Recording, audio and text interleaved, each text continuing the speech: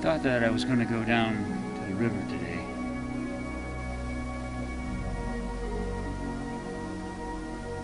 But as I got headed out further and further, I'd sit there and I'd stop on the road, just sit there for a minute.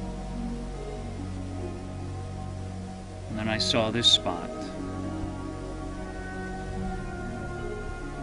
And I felt like that was where I was supposed to go. I don't know why. I was up above underneath that shelf that you can see behind me, and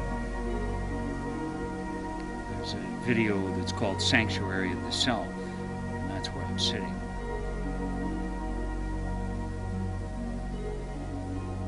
You can hear how quiet it is. I mean, everywhere I go it seems very quiet, but this is supremely quiet.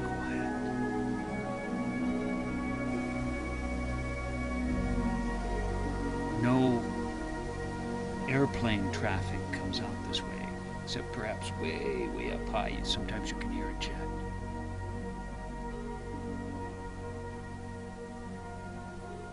So perhaps that's part of what this was about today. Quiet. And then you could see all around me these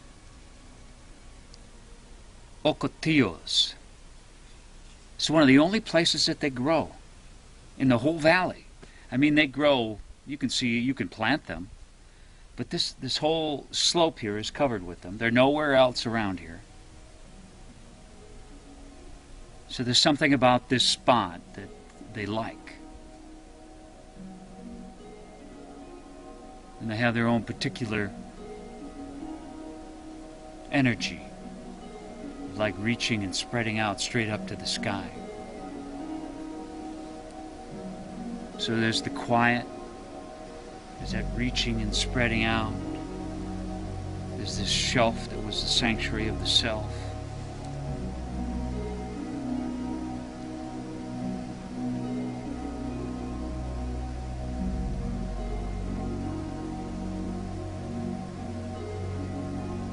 It seems that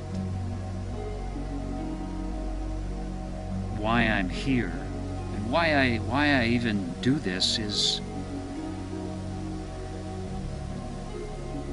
to help you understand, if you're at all attracted to the medicine of one, more and more what that is, the different aspects. Sometimes I'll talk about something from a different point of view. A different place will bring me different way of looking at things.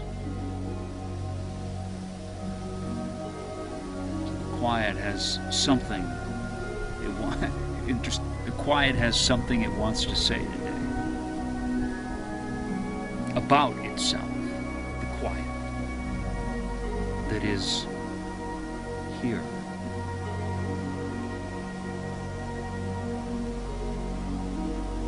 And it's a dilemma. What do you mean, Clay, when you say that who you really are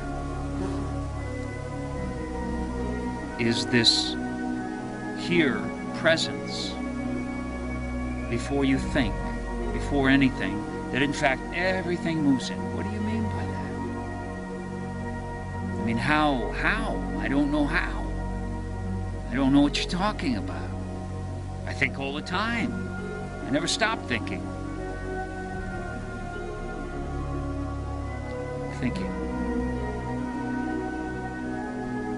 So let's see if this place, and this quiet, and this sanctuary of the self from this shelf of rock hanging over me,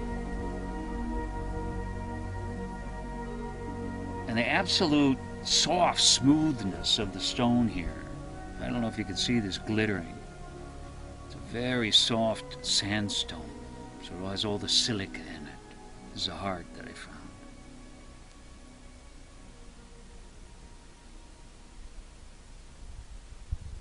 Let's just say that what we want to call this truth of who you are is this, like this heart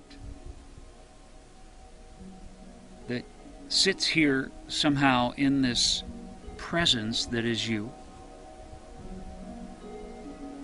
That somehow, as we go through life and we accumulate pain and whatnot and thinking, it's almost like this stuff starts to cover it up. You could see the water glitter, but now it's like it doesn't glitter as much. So just let that sit there for a minute.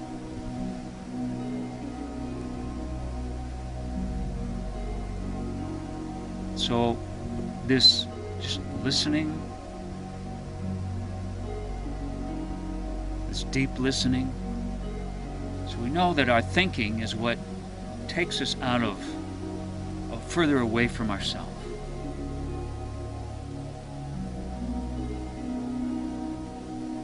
But just try to feel those moments when every now and then you're not thinking. Maybe you're just sort of gazing off into space and it's quiet. But maybe you're aware of some smells around you, just looking at the wonderful forms and everything. So you're aware.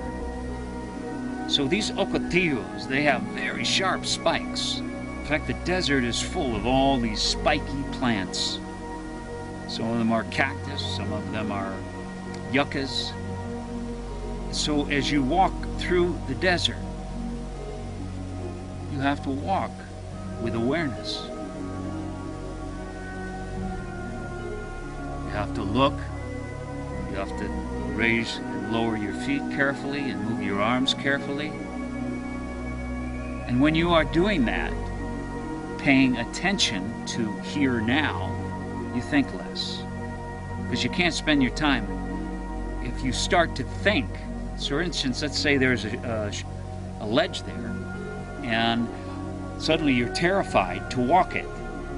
Now your thinking is engaged, and you're thinking, you look down, and something in you remembering the fear of falling and everything else, so you're paralyzed by your thinking. And that's it. You can no longer be present, which will allow you to trust your feet to carry you across that ledge. Trust your feet to carry you across that ledge. I repeated that because it's a key. Thinking takes you away from trust. Trust is more anchored into who you truly are. Thinking wants to anticipate, analyze, figure out, study, and ultimately control.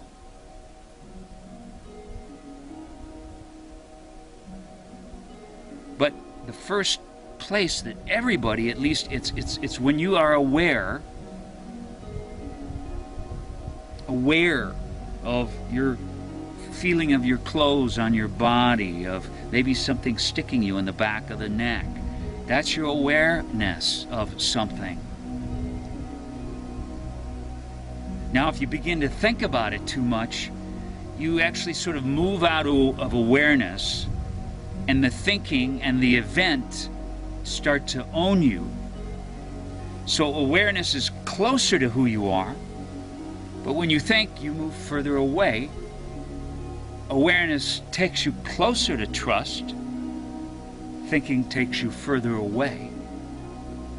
And it's when you become involved in your thinking and think more and more and more, you lose your awareness.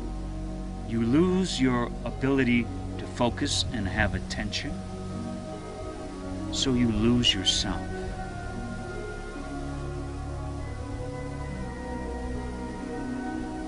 It's like all that water that covered this up that didn't allow all the wonderful little sparkles to come out. The sparkle of the self now can't come out because of all this things that have happened throughout your life that make you think a lot. They have charges of emotion that create these tendencies to behave in certain ways, and one of those is thinking. But these levels, this sense of when I say to be the circle to something, the beginning of that is you as this awareness. Okay? That's the beginning. If you can be aware, suddenly you're not owned by the energy of what's making you think a lot. So one way to begin to cultivate this is when you're thinking and you can't stop, try to feel exactly the quality of the energy of the thinking.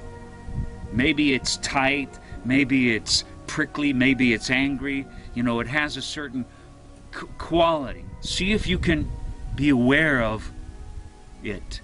It's always got fear in it, usually. Otherwise, we wouldn't have to think. So if you can connect with the energy of it, the awareness of it,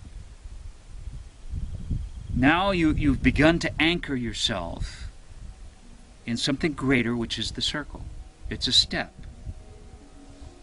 Think of these steps as almost like, here I am involved in my body, and then there's a presence of this ocotillo behind me, and then the shelf of rock behind that, and then the great vast open sky.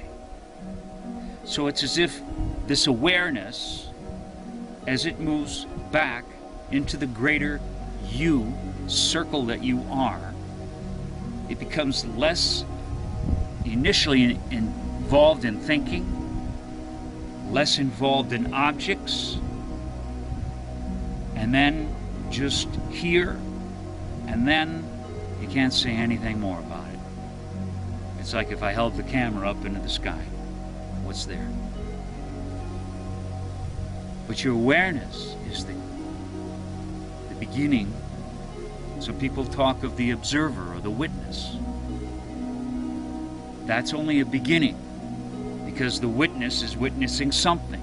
The observer is observing something. It's separation, but at least it allows you in a way to separate from your thinking that's driving you. But you don't want to separate in the way as if, like the camera that's looking at me. The camera as if outside the circle, observing and looking at it, like an emotional detachment.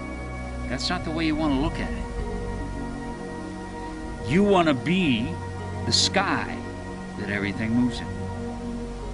That's the awareness that is ultimately the presence of who you are. And it's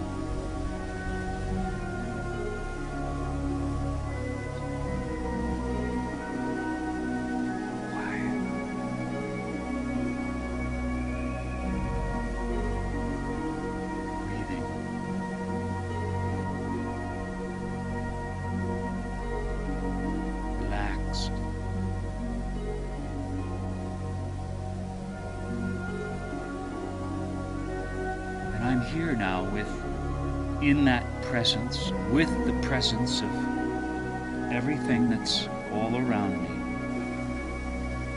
And so as in a sense, as I move out of this teeny little eye with a dot, with the head spinning, like the little dot spinning, that's me thinking and involved in it. So when the spinning stops, that's me as just my individuality, clay here on the planet. And then I'm stepping back a little bit more, and it's a big I that connects sky, earth, presence. And then beyond that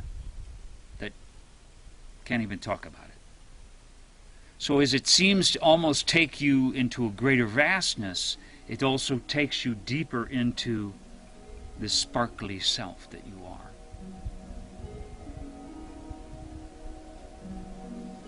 And cultivating in the beginning your awareness, it's like a hunter. Listening, this deep listening, your true deep listening. I'm not thinking. I'm feeling the space, I'm listening, I'm smelling, my eyes are looking, but I'm not thinking. I'm listening. I'm listening to this. And this is what's listening. Nice sparkle. It's quiet.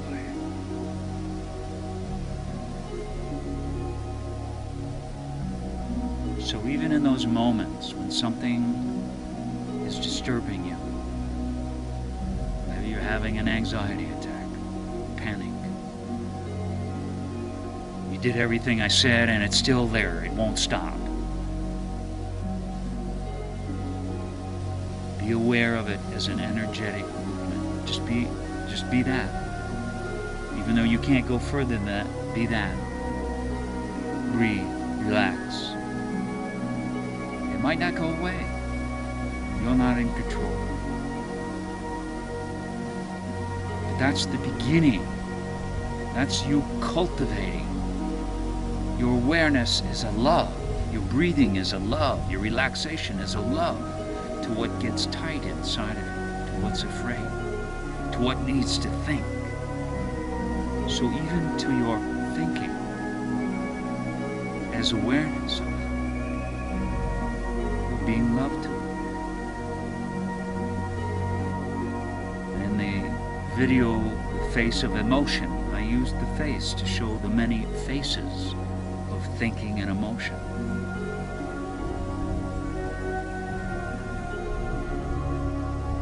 But behind it all, around it all, through it all, the deepest within and the greatest without. That awareness moves from the little eye with the dot that spins to the little eye with just the dot, to the eye. These series of awareness, awareness, awareness, until its presence everywhere, loving. The presence of who you really are.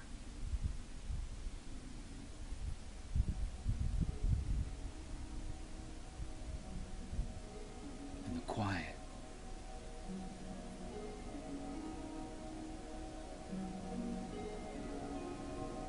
That's why, if you can, it's helpful to find some place where it's quieter than what you're normally used to help you. This earth wants to help you. This earth wants to help you have peace, because your peace will help the earth. And that's the best thing you can do for the whole world, is live in the center of the circle